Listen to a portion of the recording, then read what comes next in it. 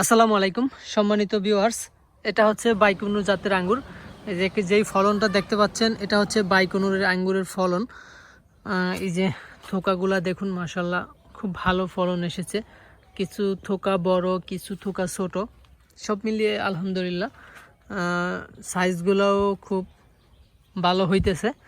তো নিজস্ব বাগানে এরকম আঙ্গুর এটাই ভালো লাগা কাজ করে, নিজের হাতে গাছ রোপণ করা, পরিচর্যা করা, সেখান থেকে খাওয়ার জন্য এরকম একটা ভালো রেজাল্ট পাওয়া বাংলাদেশের মাটিতে। বিশেষ করে আমাদের এখানটা হচ্ছে শরীয়তপুর জেলা, গোসারহাট থানা। ওরকমভাবে মিষ্টি জাতের কোনো আঙ্গুর গাছ অ্যাভেলেবেল না সাধারণত। তো সেই জায়গা থেকে এই জায়গায় বাইকুনু জাতের একটি আঙ্গুরের ফলন আসছে। আলহামদুলিল্লাহ খুব ভালো লাগছে নিজস্ব বাগানে।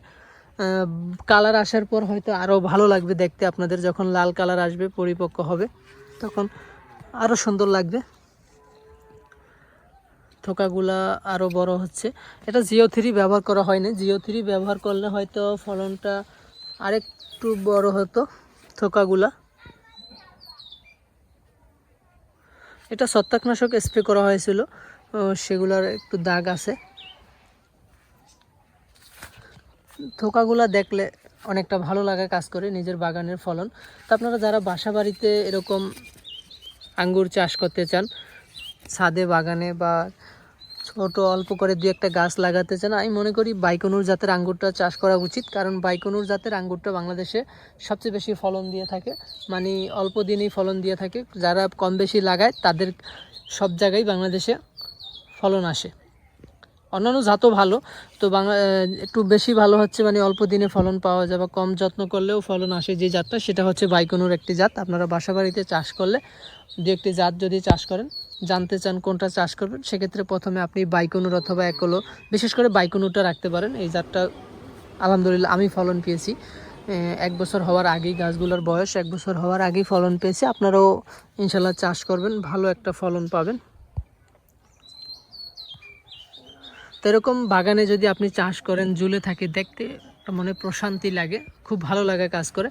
তো এগুলো আমরা আরও মানে ফল যখন পরিপক্ক হয়েছে তারপরে আমরা এগুলা লাগিয়েছিলাম। 1 বছর পূর্ণ হয় নাই, কিছুদিন পরে 1 বছর পূর্ণ হবে। তা আলহামদুলিল্লাহ মাশাল্লাহ ভালো একটা ফলন আমরা পেয়েছি, শুকরিয়া। তো আপনারা যারা চাষ করবেন এই নিয়মেই চাষ করতে পারেন। আমাদের চ্যানেলটা যদি ভিডিওগুলো ভালো লাগে অবশ্যই আমাদের চ্যানেলগুলো সাবস্ক্রাইব করবেন।